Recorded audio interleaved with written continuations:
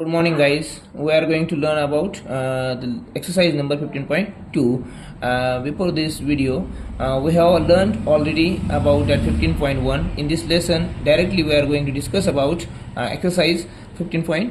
So let's start our video. If you like the video, so subscribe the channel and like the videos. So first number is the question is that in the figure, the given figure, line AB parallel to line AY का AB line to QV आहे QV parallel line RS okay, means here AB parallel to QV and QV parallel to RS as well, AB parallel to RS. Okay, no problem there.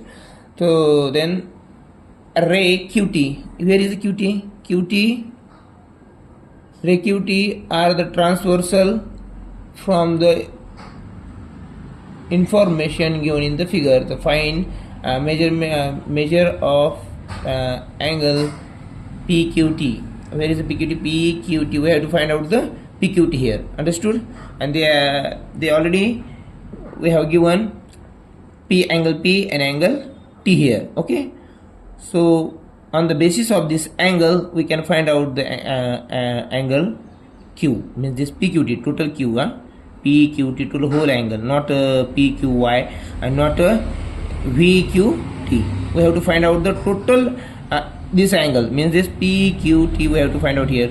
So let's see how can we find out the at PQT. Look at there. आता या ठिकाणी एक महत्त्वाची गोष्ट आहे मित्रांनो बघा. आता हा जो PQT आहे, आता आपल्याला माहिती आहे हे ट्रान्सव्हर्सल लाईन आहे, आपलं ही पॅरलल लाईन आहे आणि ही ट्रान्सव्हर्सल आहे म्हटल्यानंतर हा अँगल आणि हा जो वरचा अँगल तयार होणार इथला हा तो कसा असणार आहे मित्रांनो, करस्पॉन्डिंग अँगल. मग हा 40 आहे तर हा किती असणार आहे मित्रांनो, 40 डिग्री. लक्षामध्ये म्हणजे आपल्याला एक बाजू तर या क्यूची कळाली. बरं, आता हा जो अँगल आहे इथला मित्रांनो, हा अँगल आपल्याला दिसत असेल, हा अँगल आणि हा अँगल काय एकमेकांची इंटेरियर अँगल्स आहेत. इंटेरियर अँगलची जी बेरीज असते ती किती असते, 180 असते. बरोबर. मग हा 150 आहे तर हा उरलेला किती येईल मित्रांनो, 30 येईल. किती येईल, 30. म्हणजेच आपल्याला ह्या दोन्ही टोटल क्यूची व्हॅल्यू मिळाली 30 + 40 70. मग या ठिकाणी जे आन्सर असणार आहे ते मित्रांनो काय असणार आहे, 70 डिग्री. लक्षामध्ये असं देखील तुम्ही आन्सर काढू शकता. पण आपण आता खाली लिहूया बघा, angle Q P B and angle तो कोणता आहे, P Q V is equal to 40 degree. बरं 40 डिग्री का बरं हे लिहिले आपण, हे करस्पॉन्डिंग अँगल्स आहेत. कोणते, करस्पॉन्डिंग अँगल्स आहेत एकमेकांची. ओके, करस्पॉन्डिंग अँगलमुळे हे 40 आला, दोन्ही सारखे आले. बरोबर, ठीक आहे. बरं हे आता खालचा, आता तिथं काय होईल मित्रांनो बघा, T angle T Q V and angle Q T S is equal to 180 degree. कशावरून, इंटेरियर अँगल्स. काय मित्रांनो, इंटेरियर अँगल्स आहेत म्हणून ते 180 डिग्री होतील. मग यातलं एक आपल्याला माहिती आहे, कोणता माहिती आहे, QTS माहिती आहे आपल्याला. कोणता, QTS. मग इथं काय येईल, angle T Q V plus angle Q T S is equal to 180 degree. मित्रांनो इथं डायरेक्ट आपण काय करूया, angle T Q V is equal to 180 minus हा दिलेला किती आहे, 150. बरोबर, किती राहिला हा, 30 मित्रांनो. मग आपल्याला हा 30 मिळाला, टी क्यू व्ही या ठिकाणी मिळाला 30. मग याचे 30 आणि इथे किती मिळतं आपल्याला, 40. म्हणजे दोन्ही हे याच्यावरून याची काय करू आपण, ॲडिशन करूया. 40 + 30 इज इक्वल टू 70. हे तुमचं झालं आन्सर मित्रांनो. मग या ठिकाणी तुम्हाला जो कोण पाहिजे पूर्ण हा अँगल क्यू तो काय आला आपला 70 degree. Okay, so let's we go ahead on the next question. The next question is that second number question. I think that look at that here. That second question and third question is on the basis of same figure. Okay, we have to consider this figure for these both two questions. Okay, and directly on observation we can find out the answer of measurement of angle 2 and measurement of angle 1. Look at it here, measurement of angle 2. आता या ठिकाणी measurement of angle 2 कोणता आहे, हा angle 2 आहे. बरोबर. Angle 1 हा आहे.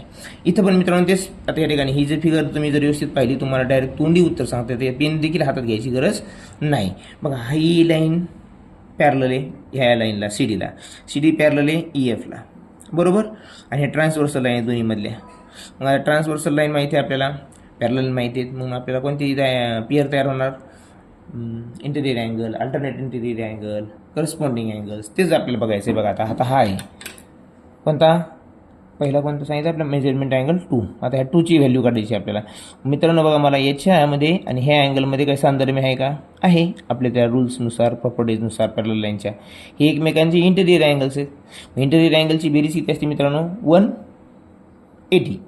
मग इथे लिहूया आपण 50 degree plus angle 2 is equal to 180, बरोबर. आता अँगल 2 डायरेक्ट लिहूया आपण, 180 मायनस 55 इज इक्वल टू किती मित्रांनो सांगा मला, 125. अँगल 2 जे आहे तो किती त्याला 125. सेम त्याच प्रकारे मित्रांनो या ठिकाणी अँगल 1 काढायचं आपल्याला. मग आता इथं काय आहे, हे अँगल 1 आणि हा एकमेकाचे काय इंटेरियर अँगल आहे मित्रांनो. हे पण कोणते येतं, इंटेरियर, एकाच बाजूला असणाऱ्या अँगलला आपण इंटेरियर अँगल म्हणतो. मग बघा इथं काय होईल, 65 plus angle 1 is equal to 180, बरोबर. मग आता हे मला सांगा angle 1 is equal to 180 minus 65 करा, किती येईल मित्रांनो, आय थिंक मला वाटतं 115 येईल. 115 मग अँगल 1 आला 115, हे आन्सर या ठिकाणी. सोपं होतं मित्रांनो. या ठिकाणी पॅरलल लाईन आहेत, ट्रान्सव्हर्सल लाईन आहे आणि त्यामध्ये आपल्याला प्रॉपर्टीज बघायच्या आहेत. इंटेरियर अँगलची बेरीज 180 असते, त्यावरून आपण दोन्हीची किंमत काढली आहे, बरोबर.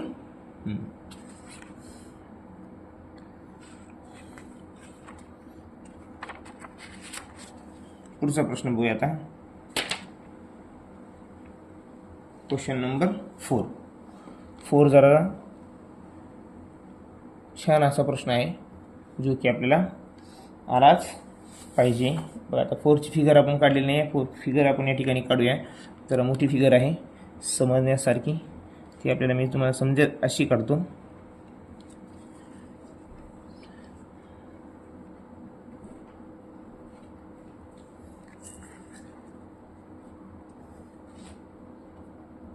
जे साधन आहे त्या साधनाच्या साह्यानं फिगर काढतो मी, आपल्याला समजणं गरजेचं आहे. फिगर कशाने काढली ती या ठिकाणी एवढी मॅटर करत नाही, लक्षामध्ये. आता मी थोडंसं तुम्हाला समजण्यासाठी रेषा वाढवतो, म्हणजे तुम्हाला हे याचा जसं कन्सेप्ट जो आहे पॅरलल लाईनचा तो इथे क्लिअर होऊन जाईल, लक्षामध्ये.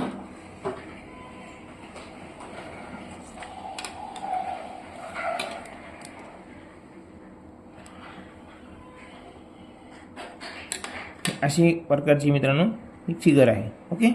आता फिगरमध्ये नावं देऊया आपण या पूर्ण फिगरला, जे आहे दिलेले त्यांनी. ए हा अँगल ए आहे, हा इथला जो तयार होणारा अँगल आहे तो डी आहे. कोणता आहे, डी. हा आहे सी, हा आहे ई. कोणता आहे, हा ई. हा आहे एफ, आय थिंक हा एफ आहे, आणि हा बी आहे. पण इथल्या काही कोणांची माप आपल्याला दिलेली आहेत मित्रांनो. हा किती आहे, 60 डिग्री आहे. किती आहे, 60 डिग्री. हा किती आहे, 70 डिग्री आहे. किती, 70 डिग्री. आणि आपल्याला काढायचा DEF, तर हा अँगल आपल्याला या ठिकाणी काढायचा आहे. आता मला सांगा मित्रांनो, या ठिकाणी पॅरलल लाईनचा देखील कन्सेप्ट लागू होतो आणि पॅरलॉग्रामचा देखील कन्सेप्ट लागू होतो. दोन्हीपैकी कोणते याने आपल्याला आन्सर काढता येतं, लक्षामध्ये. तुम्ही जर आता आकृती व्यवस्थित जर बघितली तर विदिन सेकंद आपण आन्सर याचं सांगू शकतो, जर पॅरलॉग्रामची जर आपल्याला कन्सेप्ट माहीत असतील तर. आता पॅरलॉग्राम म्हणजेच काय मित्रांनो, what is parallelogram? Opposite sides are equal to each other. Opposite sides are equal to opposite sides are parallel, आहे की नाही. म्हणजे ही साईड आणि ही साईड कशी आहे, पॅरलल असते. ही साईड आणि ही साईड पॅरलल असते. बरं, त्याचा डायगोनल जो असतो, दोन डायगोनल जर काढले तर एकमेकांना ते बायसेट करतात, म्हणजे अर्धे अर्धे करतात सारख्या मापाचे. त्यांचे अपोजिट अँगल हे एकमेकांचे समान असतात, कॉन्ग्रुएंट असतात. म्हणजे हा अँगल आणि हा अँगल सेम, हे अँगल आणि हा अँगल सेम. हे पॅरलॉग्रामचे कॅरेक्टरिस्टिक्स मित्रांनो, लक्षामध्ये. पॅरलॉग्रामचा पुन्हा एक महत्त्वाचा एक छान कन्सेप्ट आहे मित्रांनो, काय आहे, पॅरलोग्रामचा सिंगल डायगोनल जो असतो, डायगोनल म्हणजे काय मित्रांनो, विरुद्ध दोन कोणावर काढलेला जो छेदणारा जी रेषा असते त्याला आपण डायगोनल म्हणतो. हे डायगोनल काय करतं, त्या पॅरलोग्रामला दोन सारखे त्रिकोण तयार करून देतं, कॉन्ग्रुएंट अँगल ट्रायंगल तयार करून देतं. म्हणजे diagonal divides the parallelogram into two congruent triangles. म्हणजे हा ट्रायंगल आणि हा ट्रायंगल जर विचार जर ह्या पॅराग्रामचा केला तर सारख्याच मापाचे तयार करून देणे. तिन्हींचे माप जे असतील तेच इकडे 3 इंची माप असणार आहेत. असं देखील एक कन्सेप्ट आहे मित्रांनो.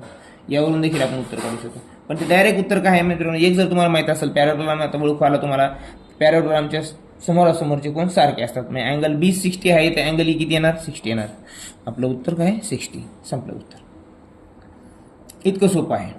पण आपण जर आता आपल्याला जरा ह्याच लेसन चालू आहे, आपलं पॅरल न चालता आपलं लेसन चालू आहे पॅरल लाईन, इंटेरियर अल्टरनेट अँगल्स. हे जर याच्यावरून जर जायचं जर म्हटलं तर बघा या ठिकाणी त्या पद्धतीने आपण बघूया. हा 70 आहे मित्रांनो. कोणता हा, आता ही बघ, ही लाईन आणि ही लाईन एकमेकाची पॅरल लाईन आहेत बरोबर, आणि ही ट्रान्सव्हर्सल लाईन जर गृहीत धरली तर ह्या 70 आहे, तर हा पण किती होईल मित्रांनो, 70. का बरं, हे करस्पॉन्डिंग अँगल झाले एकमेकांची. बरं, आता ही लाईन बघूया आपण. आता ही लाईन आणि ही लाईन जर आपण पॅरल धरली, म्हणजे आहेच पॅरल, ओके, आणि हा ट्रान्सव्हर्सल धरली तर हा 60 आहे, त्याचा करस्पॉन्डिंग अँगल काय, हा 60 येईल. लक्षामध्ये.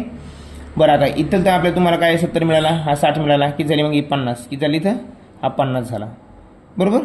आता हे मधला 50 होईल, हा 60 आपल्याला इकडे मुळे कळाला आहे की नाही बरोबर. बरं, आता इथं पुन्हा काय करता येईल, याच्यावरून जर काढायचं म्हटलं तर याच्यावरून जरासं खूप आवड आहे. हे पॅरलोग्रामचं जर तुम्हाला लक्षात असेल तर सहज आपण अँगल काढू शकतो. बरं, जाऊ द्या, हेच आता इकडे अँगल काढूया आपण. हा जर काढायचा असेल तर बघा, ही रेषा समांतर आहे, ही रेषा आणि ही रेषा एकमेकाला समांतर आहेत. मग हा एक पॅरलोग्राम तयार झाला. तर हा सी जर 70 असेल तर पुढचा किती होणार मित्रांनो, 70च होणार आहे. विचारलं नाही आपल्याला, पण अशी जर सेम प्रश्न येईल असं काही नाही. असं इकडं तिकडं दुसरीकडं देखील अँगल विचारू शकतात. तर मग हा 70 होईल. 70, 50, 60. इथे 70, 60, 130 गेले, 180 मधून उरले 50, त्या ठिकाणी हे 50 होईल. कुठलाही अँगल तुम्ही काढू शकता, फक्त आपल्याला काही रूल्स माहीत असावे असणे गरजेचे आहे मित्रांनो. लक्षामध्ये अशा पद्धतीने आपण हे आन्सर काढू शकतो. आपला आन्सर तर पहिल्याच याच्यामध्ये 1 सेकंदामध्ये मिळाला आपल्याला, पण बरीचशी माहिती आपण त्या संलग्नित बघितलेली आहे, जेणेकरून ते आपल्याला दुसरे गणित यासारखेच आलेले लक्षात येतील. पुढचा प्रश्न आहे मित्रांनो, next question, 5th number question. We are going to learn about this question now. Line MN is the transversal. बघा, लाईन MN इज या ठिकाणी काढली का आपण, नाही, फिगर आपण या ठिकाणी पण काढलेली नाही आहे. 5th नंबरचा क्वेश्चन आहे का, यस. बघा, आता 5th नंबरचा क्वेश्चन काय आहे, सेम त्यासारखाच नाही म्हणता येणार, थोडंसं लॉजिक वापरायचं आहे या ठिकाणी आपल्याला. लक्षामध्ये थोडंसं लॉजिक वापरून याचं देखील आन्सर काढायचं आहे, आणि तुम्ही ते काढणार 100% खरं आहे, तेवढंच निश्चित आहे.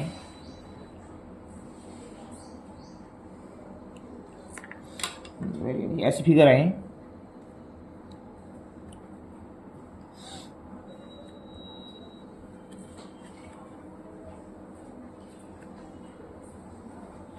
समजून घ्या फिगर. या ठिकाणी M ही काय आहे मित्रांनो, P, ही Q, ही पॉईंट आहे N, आणि हा पॉईंट आहे L बरोबर. या ठिकाणी त्यांनी काय विचारलं बघा क्वेश्चन, लाईन MN मीन कुठे, MN is the transversal of the LM and LM.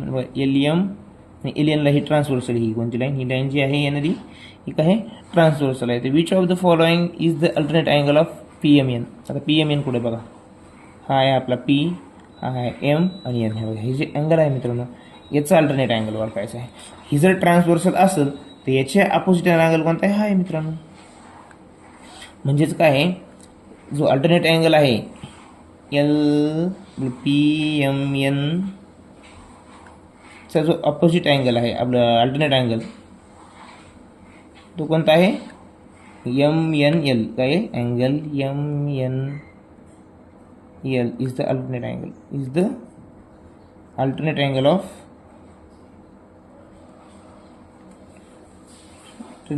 of angle PMN. लक्षामध्ये हे आपल्या या ठिकाणी उत्तर असणार आहे, अँगल PMN.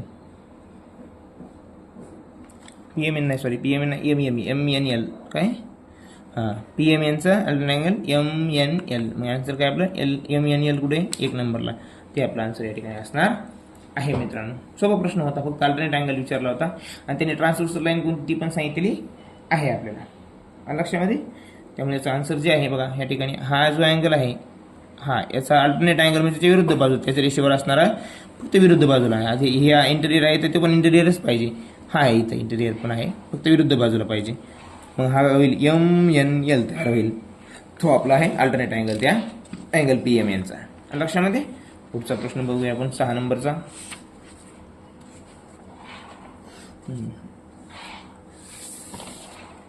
6 नंबरची फिगर आहे मित्रांनो ऑलरेडी, बघूया आपण ते आता.